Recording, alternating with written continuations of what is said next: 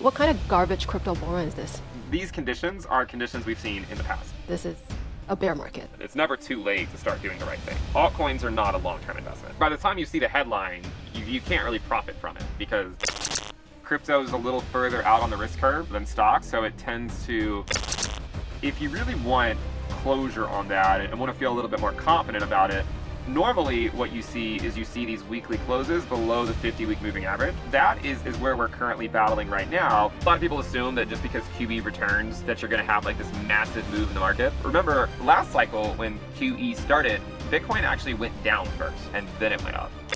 What it shows you is just when is it a good time to buy, when is it a good time to sell, and anytime, even if you knew for a fact, bubbles can last for years before they fully unwind. We have not had an all season this cycle. I don't care what anyone says. The whole crypto world going wild. Money blockchain, she's the queen of the game. Stacking crypto like it's her claim to fame. If you want success, then take a look away. Our guest today is Ben Cowen. He is the founder of Into The Cryptoverse. He is not only the superstar market analyst, he's also a scientist with a PhD in nuclear engineering and even worked at NASA. And what makes Ben so different and so popular is how he uses engineering logic and math to break down market cycles. And his approach has helped hundreds of thousands of investors make smarter timing decisions and avoid the kind of emotional trades that usually cost people a lot of money. It's so great to have you back. Hello, Ben. Yeah, it's great to be here. I feel like it's been a while since I've been on here, but it was a great talk the last time I was here. Last time, we actually met about a year ago. It was at the Michael Saylor 100K party, and it's been a year, right? Right. It was the 100K party. We're back at 100K levels. Yeah. And for reference, gold has been up, over 50%, and NVIDIA as well, 36%, I think. What kind of garbage crypto bull run is this? Yeah, I don't imagine there's a 100K party this year. I mean, it's kind of like what we've seen in some prior cycles with crypto. I think you could argue that crypto is a little further out on the risk curve than stocks, and so it tends to underperform first. Saw very similar type of stuff back in 2019 where stocks were continuing to do well as quantitative tightening came to an end and as interest rates were cut, but crypto started to stall out a little bit sooner. So you could argue because crypto is a little further out on the risk curve, it's a little bit more sensitive to liquidity conditions and that sort of stuff than things in the S&P. And then gold, of course, has been doing phenomenally well, but these macro conditions for years have been very favorable for metals. And my guess is that metals will continue to do well probably until the end of the decade, would be my guess. And what about Bitcoin? Because we call it a digital gold. Well, what happened to Bitcoin? Yeah, so I don't really view Bitcoin as a risk-off asset. I mean, so gold is a risk-off asset. It does really well, under certain types of macro conditions, and when you do get sell-offs like the one we got in April, gold is really quick to get back to all-time highs, and then of course stocks take a little bit longer. Let me share my screen here, and we can talk a little bit more about it. So if you look at Bitcoin, Bitcoin is really stalled out, and really what you want to look at in this case is if you look at Bitcoin divided by the S&P 500, what you'll notice is that it's actually near where it was back in March, right? Like it hasn't really moved a whole lot since the March lows when valued against the S&P 500. But again, this type of weakness that we're witnessing by Bitcoin is the same type of weakness we witnessed last cycle as quantitative tightening sort of wrapped up, right? So this purple line shows the balance sheet of the Federal Reserve, and you can see that as the balance sheet started to, as we went from quantitative tightening to quantitative easing, Bitcoin actually kind of sold off into that, and then it sort of came out of it once QE really came back, right? Once rates went a lot lower, and when the money printers really turned on. So you could argue that the Bitcoin's kind of in that same phase right now that it was back in 2019, although it is a little bit stronger now than it was in 2019, right? Like in 2019, it was struggling a lot more And by this point, I think it was down a lot more from that local high than it is right now. But regardless, these conditions are conditions we've seen in the past, like for Bitcoin. And I think one of the things that makes this cycle so difficult is because a lot of people want to make this cycle comparable to kind of the end of prior post-halving years, like, you know, the end of 2021, the end of 2017, and the end of 2013, when we had euphoria, right? Absolute euphoria. We had these like massive alt seasons and whatnot. But the reason why this peak that we're forming probably in the fourth quarter of this year, just like always, the reason why this one feels a little bit different so far is because we haven't had that euphoria phase, and you could argue we haven't had that euphoria phase because of monetary policy. And if you actually look at retail interest in crypto, if you like look at the price of Bitcoin color coded by social interest, it's blue right now, which means really low interest, right? So this peak that we're in right now, to me, again, looks a lot more like that 2019 move, where we also more or less topped on apathy rather than topping on euphoria. So that's kind of what I think is happening right now, and why I think Bitcoin is behaving in a very different way that a lot of people might have expected for this time in the cycle. I think in your recent video, you said if Bitcoin closes below 50-week MA twice, then the cycle is usually over. And also Bloomberg came out with this report that says the crypto bear market wipes out almost the entire 2025 value increase. That says because the crypto market has dropped about 20% since October 6th, this isn't just a correction. This is a bear market. What do you think? It certainly could turn into a bear market. I don't think we can definitively say that just yet. If you look at the ROI from the low for Bitcoin and compare it to the last couple of cycles, and you look at where that peak occurred in October, it kind of looks like that could be the end of the bull market. Like it's like if in a year from now, if it's the end of the if it turns out it was the end of the bull market, it would have just been the same as the prior two cycles, right? It would have topped after around the same number of days, right? So this top was around 2 cycles ago, the top was around day 1067.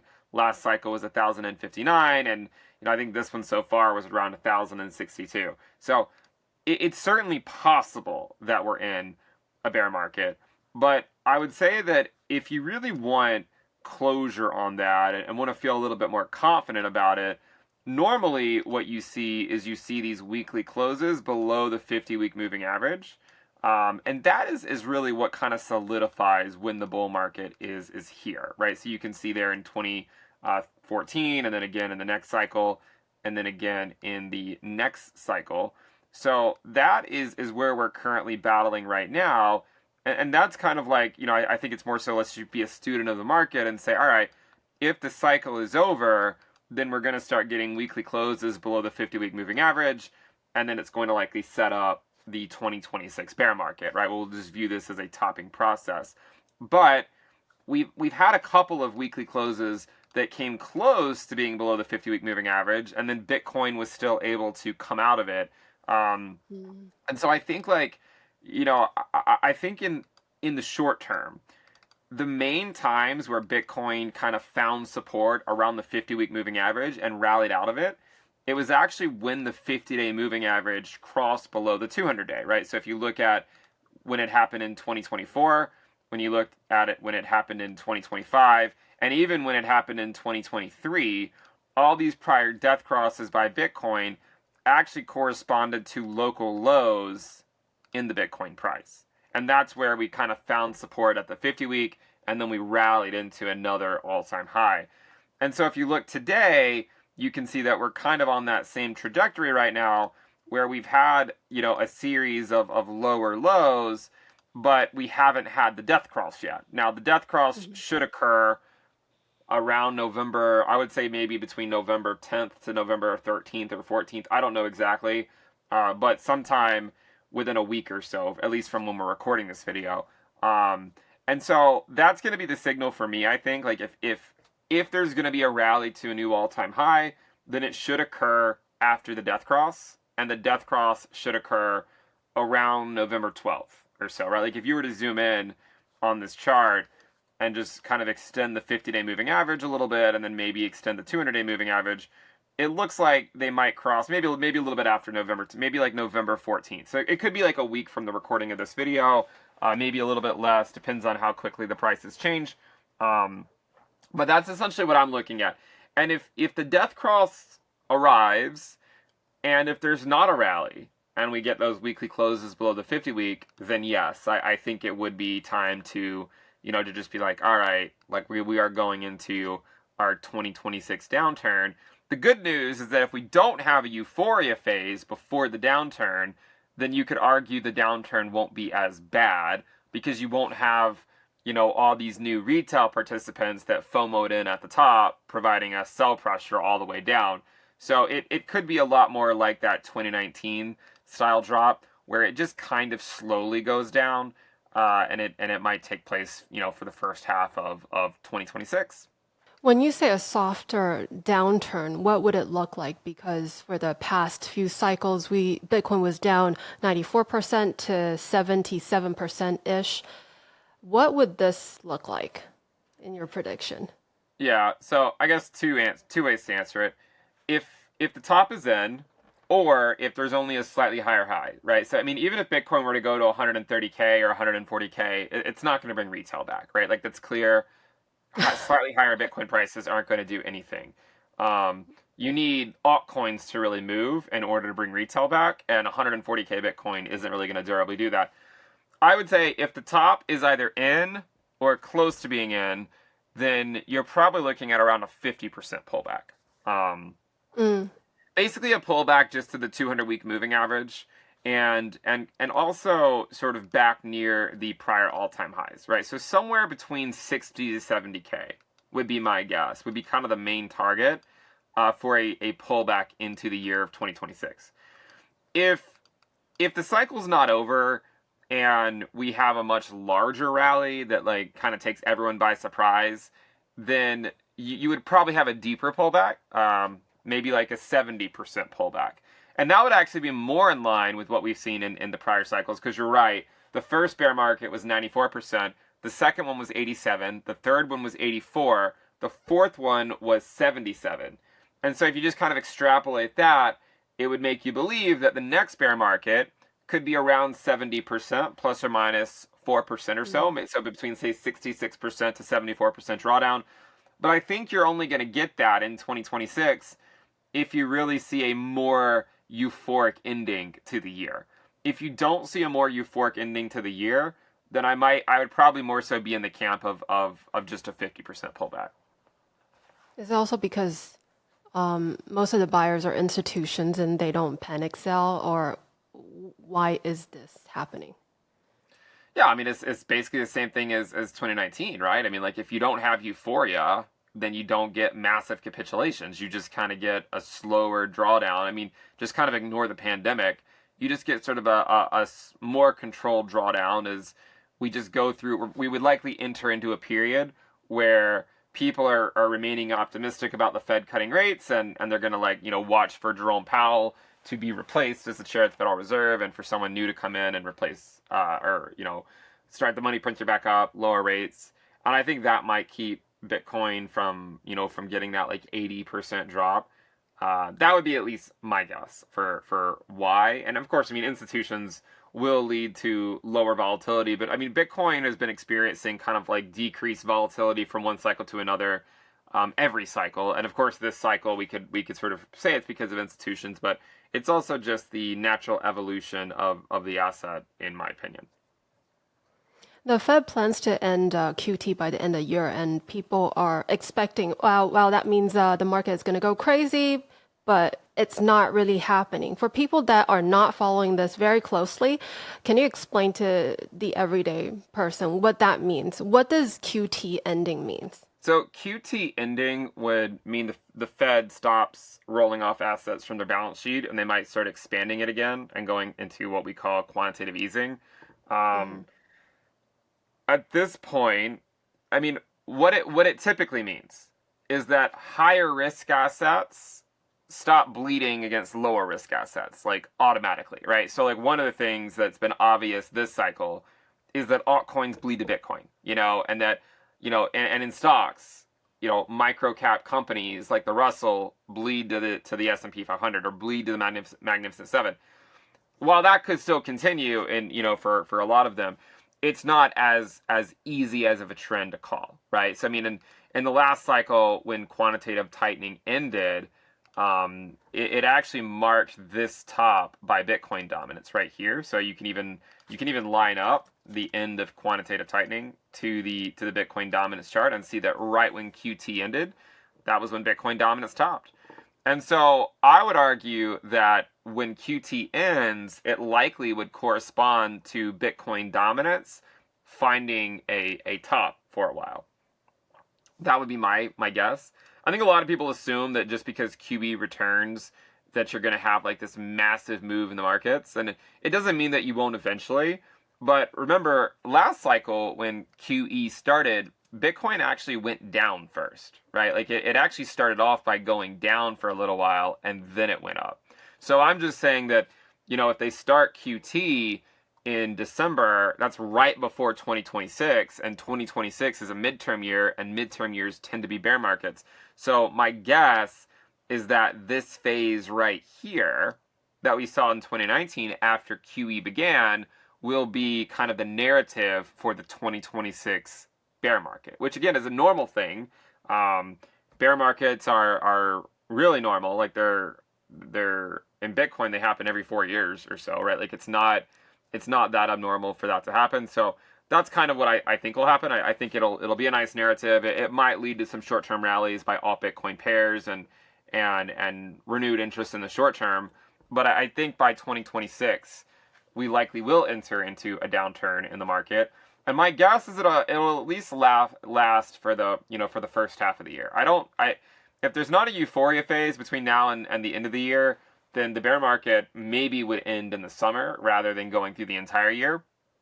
But that's just kind of, it's just speculation at this point, right? I don't know how the year's exactly going to end. Did you just say the bear market would be about half a year? That's pretty short. So normally bear markets are a year, right? Normally bear markets are 1 year. And so I think we have to be, I think that if the top's in, then I think the base case has to be that the bear market low is in October of 2026. Like that, I feel like has to be base case if the top is in. But I mean, I could see an example where Jerome Powell is replaced in May and they introduce a much more dovish Fed chair that just is all about rekindling the animal spirits, and that might keep Bitcoin from dropping too much. It wouldn't be like completely unheard of in the cryptoverse. If you actually look at last cycle, Ethereum found a low in June of the midterm year, right? Like, so it actually bottomed out really quickly in the summer. So it's not impossible, for Bitcoin to do something similar if it plays out like that. But again, I think base case has to be that it takes a year. But I'm gonna start looking for, good opportunities probably in the summer of 2026. What chart would you be looking at? So I mostly look at just sort of like the risk levels is one good thing to look at. I mean, you can look at a lot of different charts. One of them though is this chart. Here we go. So essentially what it shows you is just when is it a good time to buy, when is it a good time to sell, and anytime you go to like below 0.2 risk, it tends to be a really good time to buy. And the last time we were at 0.2 risk or below it was November of 2022. So my guess is we'll see that opportunity again occur in 2026. And when it does, I think that's usually a pretty good time to sort of, weight your buys a little heavier into the market. So that's one thing you could use. There's plenty of other things, but that's probably the main thing I would use. Do you invest a lot more during these periods, or how does it work? What's your strategy? Yeah, so I use something called like dynamic DCA. So if you look at a simulation for buying Bitcoin and you just DCA, let's say you DCA $100 a week since 2014, and let's actually take it out, to the current day instead of in March. But if you If you just did that, then you would have invested about $57,000 if you started in 2014, and it would currently be worth about $4 million, right? By just doing Nice. $100 a week for the last, Yes. 11 years. That's a normal DCA strategy. If you try to invest the same amount, but do it dynamically based on like kind of where the risk metric is, so it kind of means you just put in more when the risk is low, and then you put in less when it's a little bit higher. So again, in this case, we would have invested around 57K. So just to kind of like back that out, I don't know exactly. Let's say, okay, so that'd be if your X is about 71, I guess 72. That means you would have invested around 57,000. But if you follow the risk levels and kind of weight it according to the risk, then you're looking at a portfolio worth 7.5 million as opposed to 4 million by just doing sort of a regular DCA. So that's kind of what I use, and so basically this is the way it works, right? You kind of set your X amount. It's like just a nominal amount. That's what you're going to do every week, so long as the price is below a certain risk level. But then the lower the risk goes, that's where you start to do a lot more. So for instance, if 1 week when the risk is say 0.5, you put in $100. If the next week, if the risk is 0.1, you would want to put in 5 times the amount, right? So you put in $500. That way, your overall entry is weighted to lower risk levels rather than higher risk levels. So a lot of people, what they do is they just put a lot of money in at the top, and then they get scared to buy at the bottom. And so they have kind of like a higher weighted risk, but you want to make sure you get your buys in at lower risk levels rather than higher risk levels. So that's what I use. This is amazing. And everybody, you can find that into the Cryptoverse. What about selling? Do you DCA sell or you just hold? Yeah, I mean, I do. Generally, if the risk gets high enough, I will sell some. Usually, I wait until at least it goes above 0.6 or 0.7 risk to start scaling out. But I would still hold. I mean, generally, historically speaking, I would hold a majority of my position until you get to much higher risk levels, because this cycle isn't. I mean, it's playing out more so like 2019. You could argue it's more of like a time-based thing than maybe a euphoria. So I would take some profits on Bitcoin before the end of the year, just because I am, maybe I'm wrong, but I am mentally prepared for next year being a bear market. So I would sell some Bitcoin before the end of the year, sort of in preparation for that. But even in that case, I would still hold, I would say maybe about 1/3 of my Bitcoin stack, no matter what, as just an acknowledgement that, hey, I can't possibly know for sure what's going to happen, and I want to make sure I have some exposure, at all times. Right now it feels like there are two opposite forces. One hand, people are talking about this AI bubble, potential crypto bear market, and on the other hand, Trump is a businessman, and people are saying that the market is his report card. He's not going to let the market crash. And even though if we look at these tech companies, the stock prices are crazy right now. But if you look at the profit, it actually goes alongside the stock prices. Unless we're talking about like the newer or smaller tech companies, high valuation, no profitability.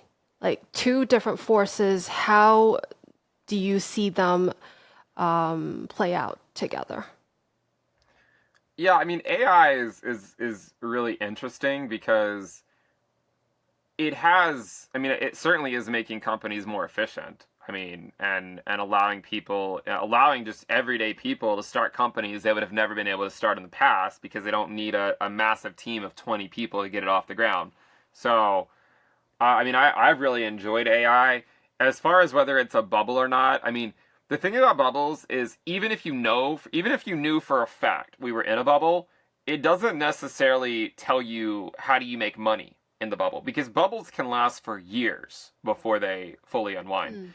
In fact, if you look at the S&P 500 divided by the money supply, it's actually played out a lot like the late 1990s. In fact, we talked a lot about this, back in March and April, how this whole pattern is almost identical to what happened in the 1990s.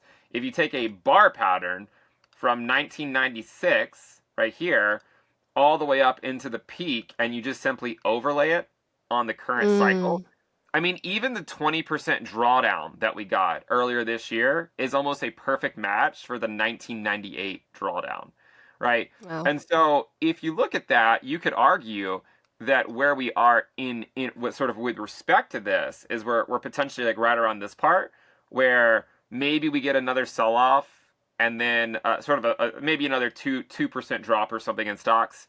And then the government shutdown ends, we get another rally, and then we kind of come down into the midterm year stocks. It doesn't mean that stocks can't continue to stay elevated even into 2027 potentially.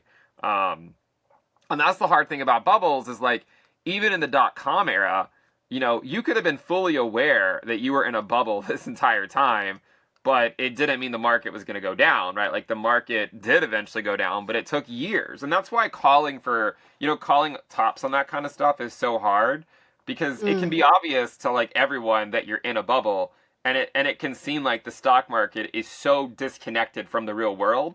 But you know, as you said, right? I mean, Trump, he's a businessman, and he's not going to let the stock market go down without a fight.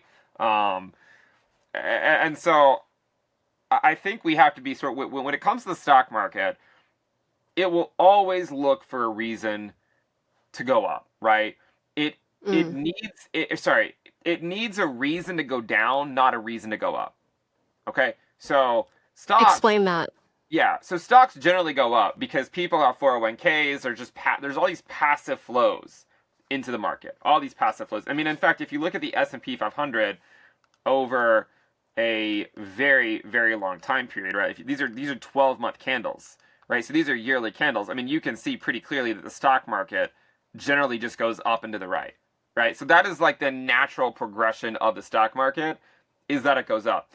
Occasionally it goes down. But in order for it to go down, you have to have a reason. The two main reasons that the stock market goes down: a rising inflation rate, which is what happened in 2022, right? So if you look at the United States inflation rate, when the inflation rate goes up, that's a reason for stocks to go down. And you can see that that's happened in many cycles in the past, right? Where inflation's going up and stocks are generally dropping. Okay, so this has been nothing new.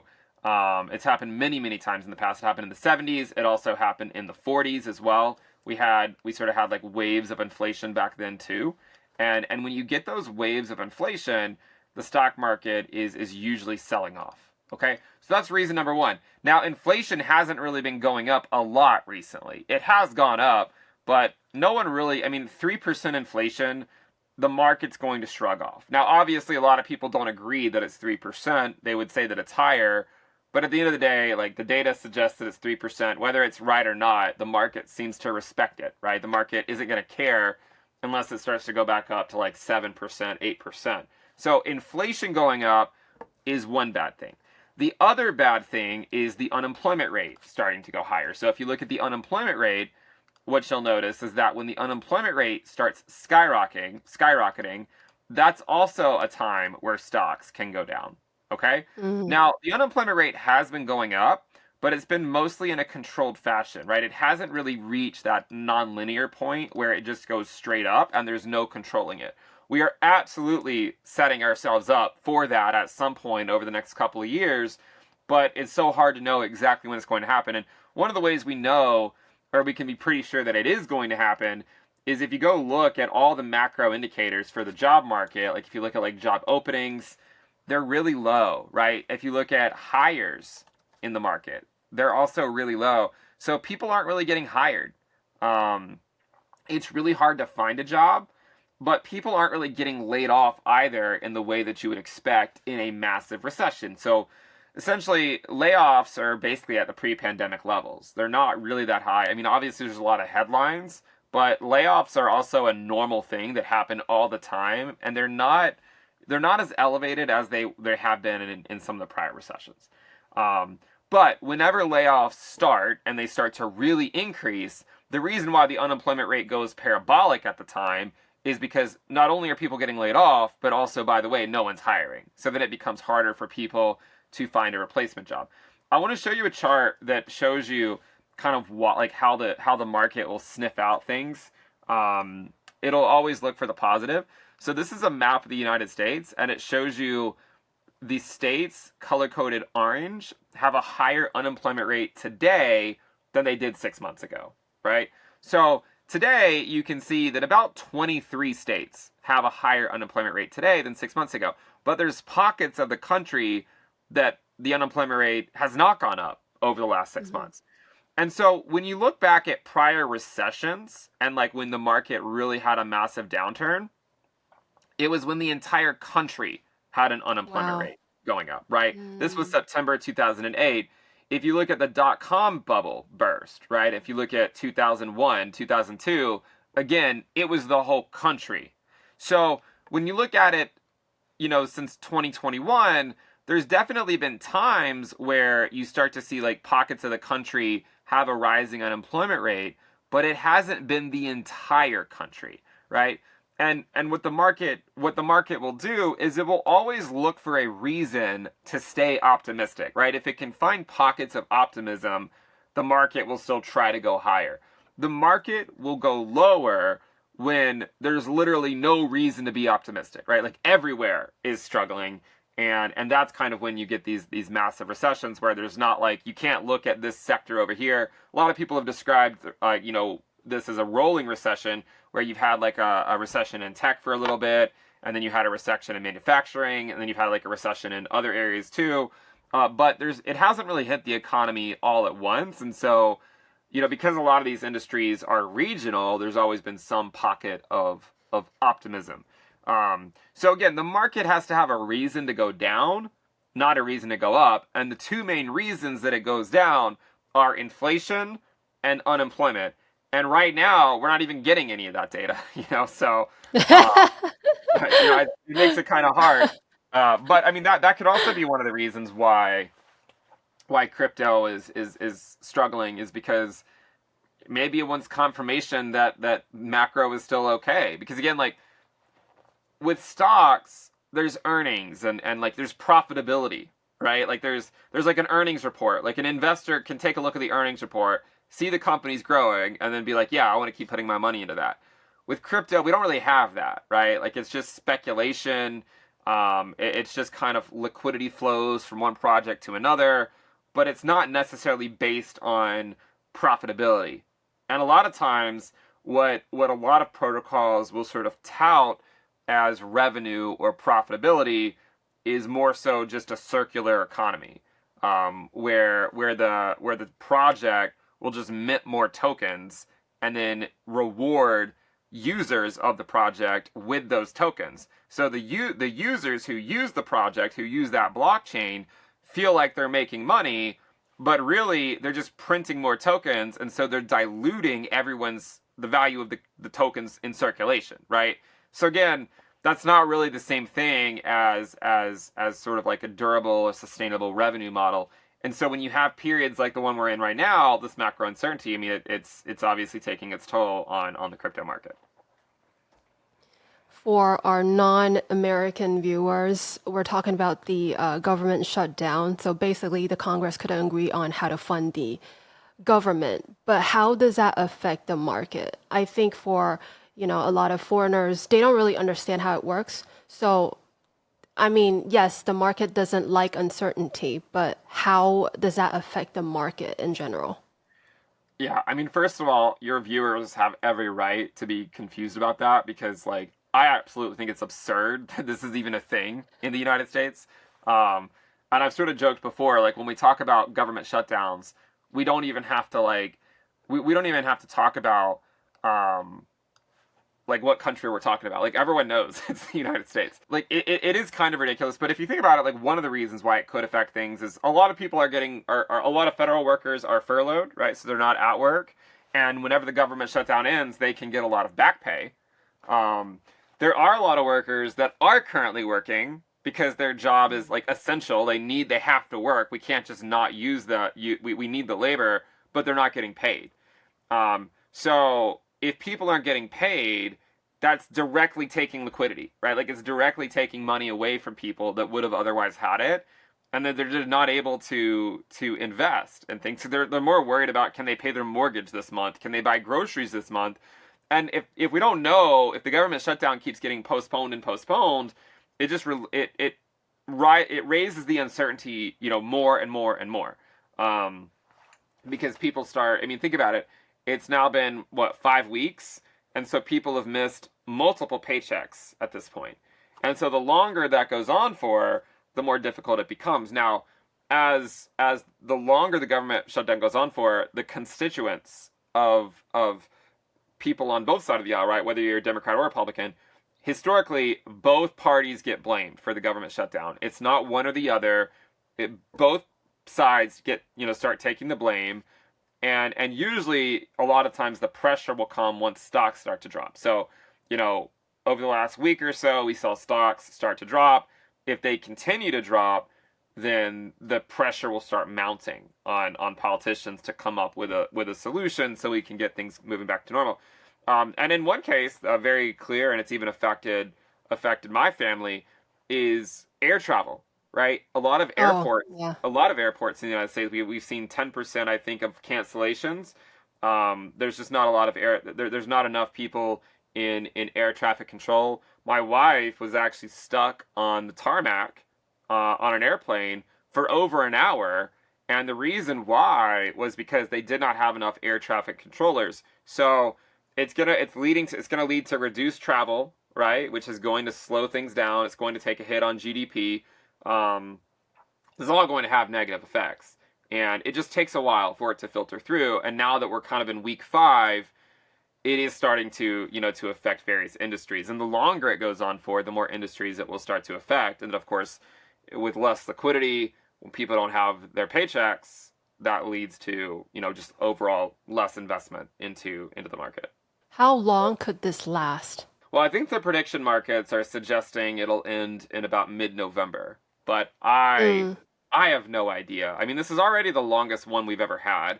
I think the second longest one was in 2018. If you told me that it lasts until December, I wouldn't necessarily be that surprised. But I think if it lasts until then, we're going to have a lot of issues going on. So I'm wanting to be optimistic, and hopefully they can end it within the next week or two. I think I've watched your video and you said narrative follows the price, right? So when the stock market dropped, everyone's looking for a reason. Why is the market dropping? Oh, it's the government shutdown. Do you think the statement is true? Narrative follows price. And what usually moves the price first? Is it psychology, liquidity? What is it? Yeah, I mean, I think there's a lot of just flows in the market. There's windows of weakness and windows of strength where liquidity tends to be better than other times. A lot of times in Q3, liquidity tends to be lower. There's just not as much moving around, and it could be due to, all sorts of things. But, taxes can be a big example. When people are paying taxes and whatnot, that can obviously have an effect on the markets, or flows. I think that there's seasonality. I would argue seasonality is only 60 to 70%. There's obviously liquidity conditions. I mean, in 2020 when the Fed printed $6 trillion, obviously that had an effect on markets. I think the news headlines aren't nearly as important, right? And so this year we've seen a lot of news headlines for crypto that sound really bullish, right? They're all right, it sounds really good, but Bitcoin's still trading at the same price it was a year ago.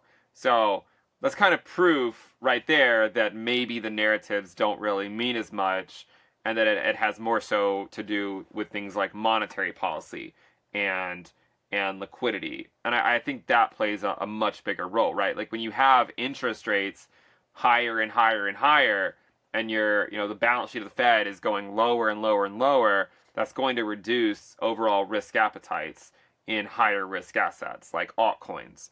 But when you go to lower interest rates and money printing, that increases the risk appetite. So I think a lot of it is kind of related to that. I think too, by the time you see the move in the market, or by the time you see the headline, you can't really profit from it, because there's other people that have things coded up and whatnot that reacts in a much faster time frame than any of us could ever hope to react in. So yeah, I just don't think it's a great way to navigate the markets, because you can come up with a narrative to sort of explain anything. Because kind of coming into Q4, a lot of people were bullish, right? And They had a lot of narratives to support that bullish view. And now that we're not pumping, then people are trying to find a reason for it. And now the reason is, oh, it's because of the government shutdown. But in 2013, we had a government shutdown that literally started the exact same day of the year that this one did. The exact same day. And then Bitcoin went up during that government shutdown, right? So there's not necessarily a rhyme or reason to that stuff. I mean, I think a lot of it just has to do with monetary policy and overall liquidity. If it's about liquidity and monetary policy, then why is the stock market up? Yeah, that's a good question. So crypto is further up the risk curve. So it responds quicker to sort of lower liquidity and that kind of stuff than the stock market does. The stock market, if you think about it, has a lot more passive flows. Like there's so many millions of Americans that are just passively buying the 401k. So because they're buying, or not buying the 401k, they're buying the S&P in their 401k. And so because they're buying like these index funds, they're buying Nvidia whether they know it or not, right? They're buying Meta and Microsoft and Google. Like they're buying all that stuff whether they know they are or not. And that's why the stock market is not really a great indicator for the economy. Is because like there's all these like passive flows that happen that can be somewhat, you know, disconnected from what's really going on in the economy. So I think that's one of the reasons why crypto gets hit first. Like if as macro conditions start to deteriorate, the riskier stuff starts taking a hit first, because that's where people are going to cut their spending first, right? Like let's imagine you're just like an everyday American, you have a job, you have a 401k, and then you also invest a little bit in crypto, right? And then let's say, you know, you start to come into hard times, maybe you're furloughed because of the government shutdown. What are you going to do first to find liquidity to pay your bills? Are you going to go take money out of your 401k and take a tax hit? That's, you know, probably not, right? You're going to go to the stuff that's easier to sell, that they aren't going to have those same issues, and the easier stuff would be something like crypto. That makes sense. I watched Anthony Pompliano, I think earlier this year, and he was talking about that the government simply will not allow a recession. The money printer won't stop, and even if we see a huge correction and we call it a bear market, as long as you're holding good asset,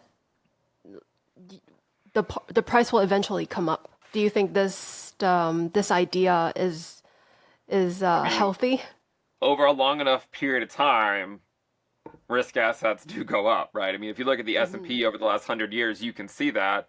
That doesn't mean you can't go through 5 to 10 year periods where that's not true. You know, there's plenty of lost decades where the stock market just goes sideways, or goes up and down and up and down. That happens a lot. I mean, do I think they're going to keep printing? Yes, I think they will. I think at some point we're going to reach kind of a time where they're going to want to print and they're going to want to lower rates a lot, but you might have inflation starting to pick back up. And so that could lead to sort of a checkmate moment for the Federal Reserve, because they have a dual mandate for maximum employment and stable prices. And so when you have only one issue, it's easy, you know, you only have, like, if you have rising unemployment, then you have a clear thing to do. You just lower rates. If you have a rising inflation rate, then you raise rates, right? It's not clear what do you do when you have a rising inflation rate and a rising unemployment rate. And that, like, that could lead to a dynamic where the markets, you know, they reach a point where we have to go through a recession, right? Like, that is a possibility. I do think we will have, I mean, we've had recessions in the past. We're going to have another one in the future, right? Like, it's not like we're never going to have a recession. Like, we will have a recession at some point.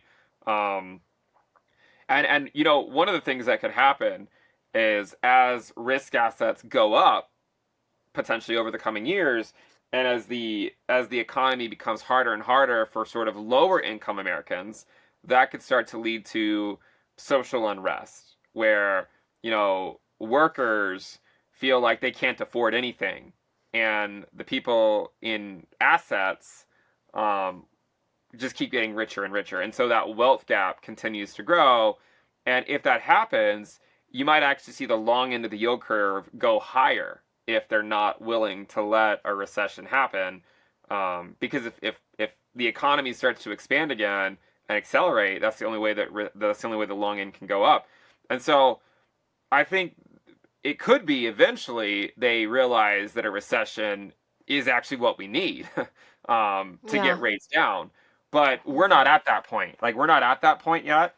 And it took, in the 1990s, it took many, many years for the Federal Reserve to kind of come to terms with what was required.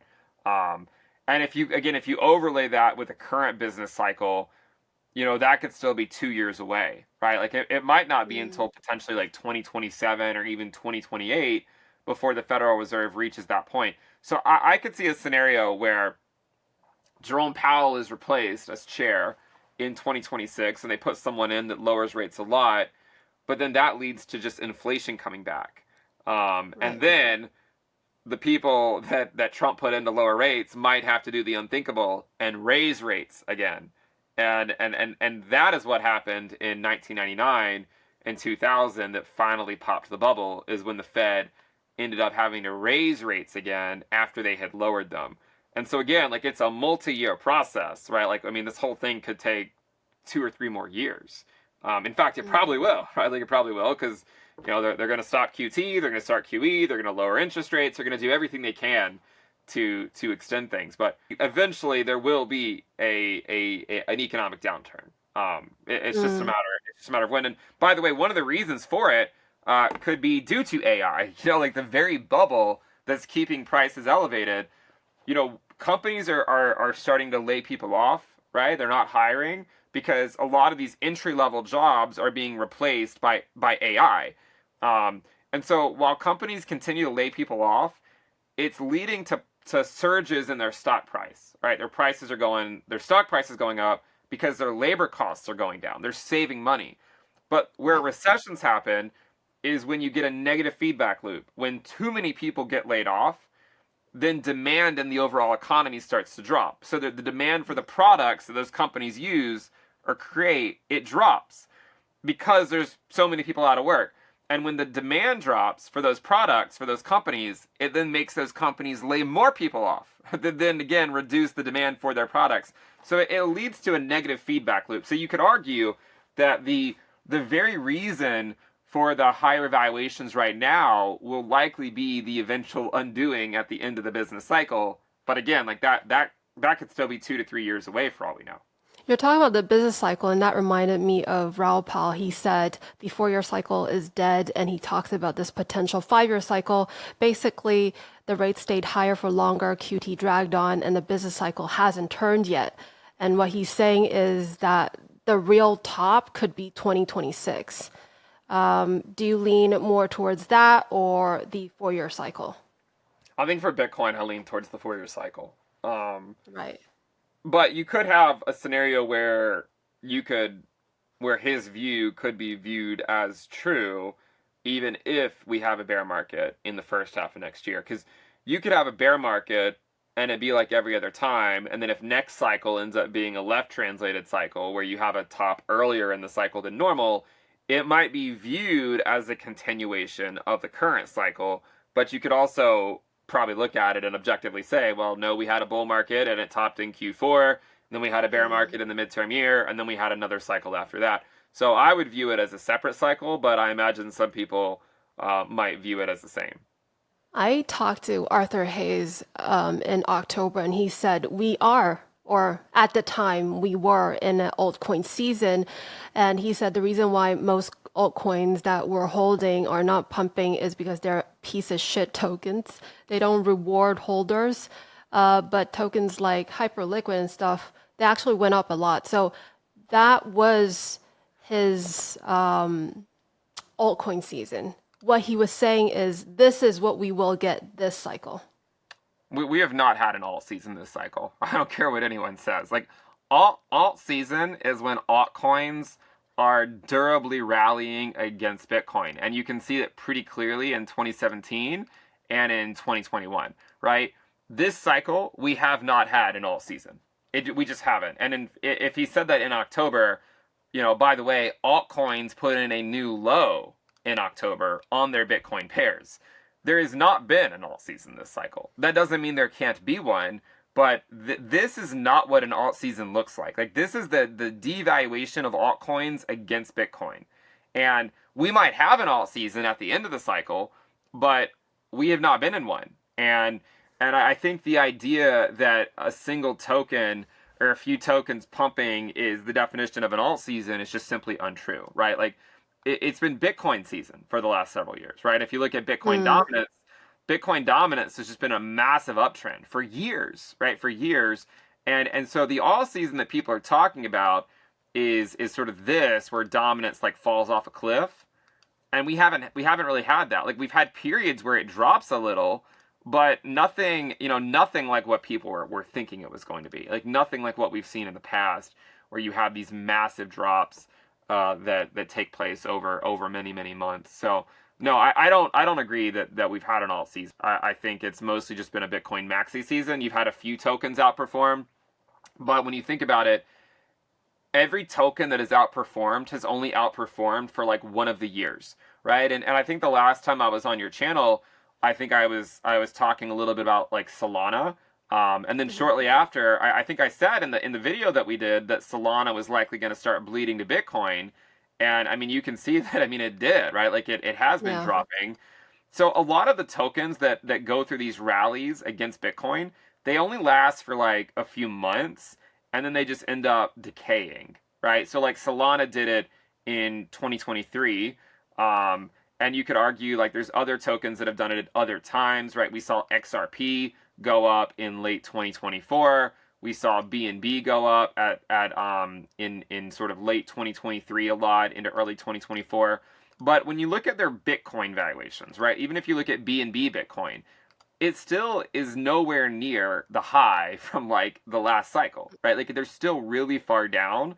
And so what the rallies that we're getting by altcoins keep making people think that it's an alt season because that's what they remember, that's what they want it to be. But in reality, the altcoin market has been putting in lower highs against Bitcoin since 2021, right? Like, since September of 2021, every rally we've had has just been like essentially a lower high, right? So I can't agree with the statement that it's an alt season. I think that you've had selective altcoins outperform for a few months, and then they start to decay against Bitcoin. An alt season is where every altcoin, or at least most altcoins in the top 100, are all going up simultaneously, and that's just simply not been the case. Could it be possible that we don't get one this time? It is possible. I mean, if you look at last cycle, when quantitative tightening ended in September of 2019, August, September of 2019, when alts finally bottomed against Bitcoin, it did not immediately lead to an alt season, right? Like, altcoins went up against Bitcoin, but it did not lead to like that phase, the big phase right away. And so I think like we have to be aware that it could play out like that, right? Like, you could have an example where, you know, alt Bitcoin pairs kind of come down and they get a rally, but it's still not be an alt season, and we might just kind of hang out down here for a little bit, and then maybe they start to go up again next cycle. I think the only way you're really going to get a durable alt season that takes altcoins back up to like parity with Bitcoin in terms of their market cap, the only way you're going to get it, in my opinion, is if Bitcoin has a parabolic rally from here. So if Bitcoin were to find a low and start to rally and really go up a lot, and then QT ends, and then maybe Jerome Powell cuts rates in December, it's possible to have an alt season. But I don't think you're going to get a durable alt season if Bitcoin doesn't really start to move back up, right? Bitcoin leads the bull market. And if the bull market's not over, Bitcoin needs to prove that. And if Bitcoin proves it, then altcoins might have a chance. But when you look at that 2019 move in the market during quantitative tightening, you know, when Bitcoin topped in 2019, there was not an alt season after it, right? Like, altcoins just kind of bled out until much lower rates happened. So it is possible not to have an alt season. But what I would say is, if people more so concentrate in Bitcoin, then you can decide whether it makes sense to take a larger position in altcoins if and when Bitcoin has a big rally. Because if you want to treat this like 2019, in 2019, Bitcoin was doing the same thing as it is today. it was taking liquidity from altcoins. Back then, it was taking liquidity in order to stay above $10,000. Now it's doing it to stay above $100,000, right? So we've just increased the price 10x.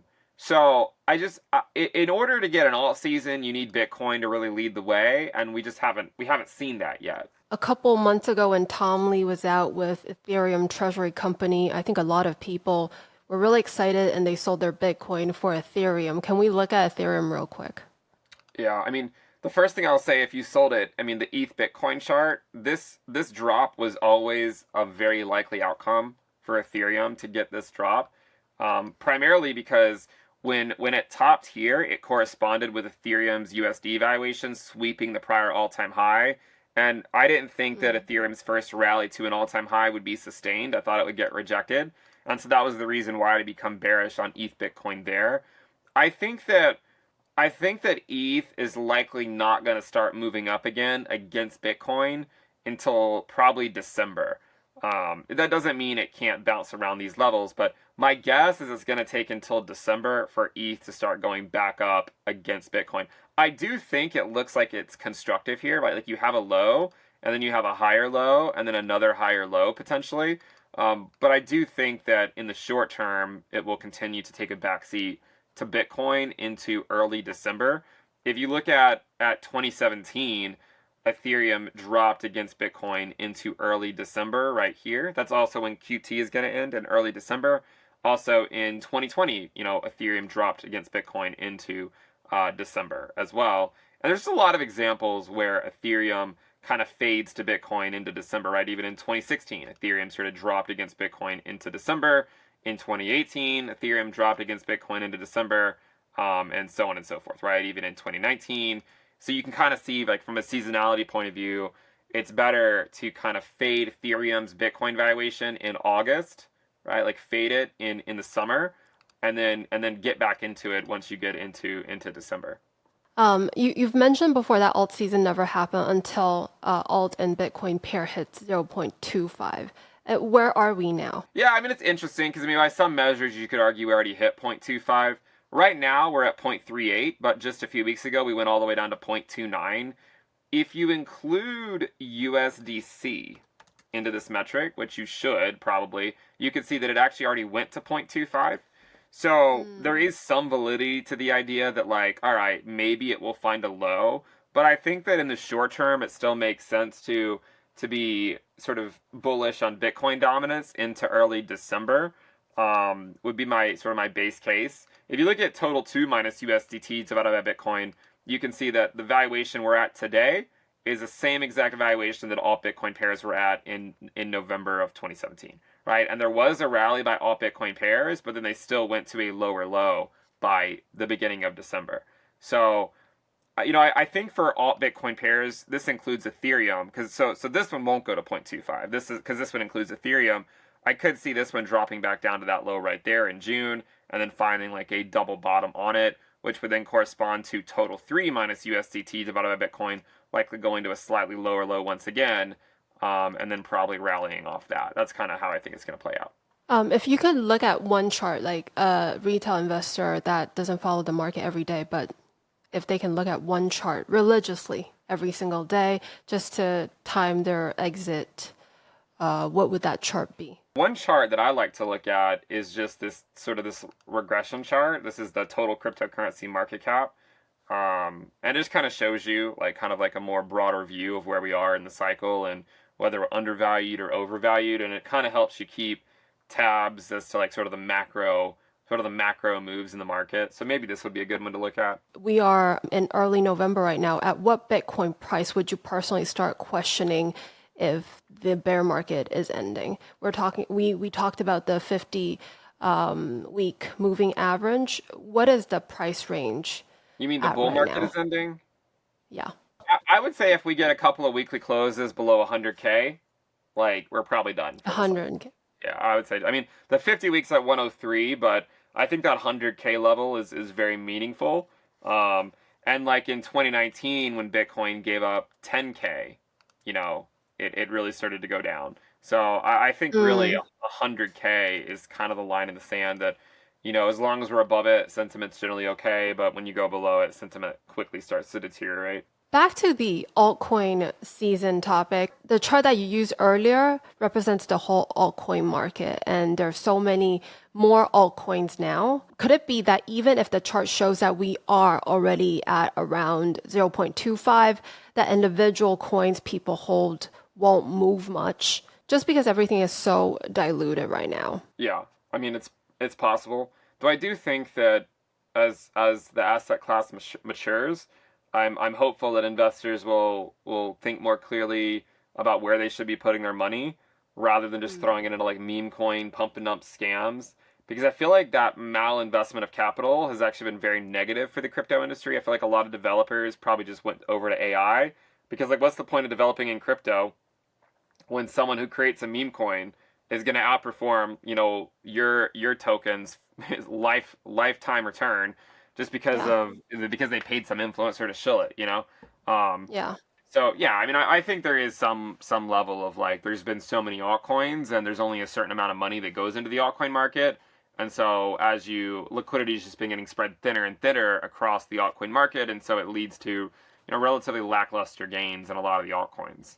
Well, a lot of people probably still hold their altcoin bags right now. What would be your suggestions for people? This could be a very good ending for this video, I think, because a lot of people have been very depressed. What I would say is learn your lesson, right? Don't get too upset. We've all gone through it. Like I went through the whole altcoin stuff in a prior cycle, and I have to be a lot more careful with altcoins today. Just treat it as tuition and don't lose faith in investing in general because you had a few bad investments in the altcoin market. It's never too late to start doing the right thing. That's kind of my view. If you bought a lot of altcoins, you saw them go up, and then maybe you've round-tripped your bags, maybe in 2026, focus more on accumulating projects that, you actually do believe in long-term, right? And I think that is kind of a good place to start. And also, I would tell people to value their portfolio in Satoshis rather than US dollars. Because if you start doing that, like it'll help you figure out if putting your money in an altcoin really makes sense. Like I've seen so many people throw all their money away into an altcoin that just keeps on bleeding to Bitcoin, and they think it's going to change and then it just never changes. And it goes on for 8 years and they still think, I mean, like even Litecoin, I have the intern that runs the Litecoin Twitter account, constantly called me out. And I mean, I kind of like going back and forth with them if I'm being honest. But if you look at the Litecoin chart against Bitcoin, I mean, it just bleeds over a long period of time, right? Like it's not like I'm saying that's what I want to happen, but it's just what happens to a lot of these projects. They have their cycle in the sun, and then they just bleed out to Bitcoin for the rest of their lifespan. The altcoins are not a long-term investment; they're a short-term investment. Bitcoin is a long-term investment. Altcoin, as in all altcoins, or just smaller ones? All altcoins are shorter term investments. I mean, I own Ethereum. I bought some Ethereum back in April, but how can I, with a clear conscience, say it's a long-term investment when it's trading below the price it was trading at in 2021? Yeah. And we're now 4 years later, and Ethereum's trading less than the price it was trading at in November of 2021. So like it, and again, we watched the Ethereum Bitcoin valuation go from 0.085 to 0.017. Like to me, that's not a long-term investment. That's like, you want to try to time when it bottoms against Bitcoin and maybe ride that wave, but it's not necessarily a great long-term investment. A lot of Chinese-speaking audience buy Cardano. What is your view on that? Yeah, so one of the things I said a long time ago, Cardano was going to go to 400 Satoshis, and everyone said why it wouldn't happen. And what's funny is my prediction was too optimistic, because at least on Binance, it went to 261 Satoshis. So when I look at a chart like this, it's just been bleeding for a long time. When it comes to ADA, the main chart I look at isn't even the Bitcoin valuation, it's the Ethereum valuation, because when you buy an altcoin, you want it to go up against Bitcoin. If it's not going up against Bitcoin, then you really have to question like what's the point, right? If you are going to buy it, And then before you buy it, look to see what it's doing against Ethereum, because I think you could argue that Ethereum is essentially could act as the index for the altcoin market. And the problem is that ADA just continues to bleed against Ethereum as well.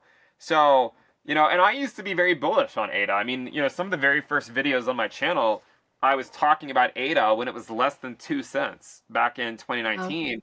And I was very bullish on it. And I mean, it ultimately went to $3. But I also look at a chart like this and I just see lower highs and lower lows. And I have to ask myself, like, is that a long-term investment? And to me, like, if I see it bleeding to Ethereum and I see it bleeding to Bitcoin, do I really want to sit in it for 4 years just so maybe once every 4 years it has a nice little rally? Probably not. So, it's a tough call. I will say that if it's going to get a rally against Bitcoin, it'll happen within the next 2 months. If it doesn't happen in the next 2 months, then it's probably not going to happen. Like, there's plenty of charts that look like this where people think they're going to find support at the range lows, and then they just don't. They end up putting in a lower high and a lower low. Because you could look at this chart and see that technically that's a lower high and a lower low, so you might end up starting to see lower lows as well. So that's kind of what I would look at. And just to give you an idea of like what I'm talking about, if you look at some of these relic altcoins from prior cycles, like Dash, that one's been popular recently because it's been going up, right? Like it's been kind of making its way through the news. But even in this case, like you can see, there used to be kind of a range low for it as well that it would hold as support, and then eventually it just kind of fell off and then bled a ton.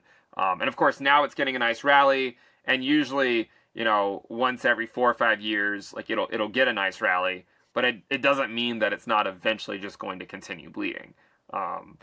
So that's kind of what I look at. But again, yeah, I mean, some of these older altcoins have certainly started to rally recently. But I mean, even in this case with a token like Dash, it's still down 99% against Bitcoin, right? Like these rallies that look really great, again, it's still down 99%, and that's kind of the reality that most altcoins eventually face, is that like if you hold it long enough, you might find a several 100% rally, but you still would have been better off holding just Bitcoin. I love that you make it very simple, and even a person that is not as technical, it is very easy to understand. And if you want to check out the charts that Ben uses today and all the charts that he uses to time the market, you can check out the description box below. There is a huge sale going on. Definitely check it out because it could really help your trading and investing strategy and your journey. Well, Ben, thank you so much for being on the show today. You have a huge fan base in Asia. Please come back soon. Thanks for having me. Pleasure to be here. And yeah, I'll look forward to coming back.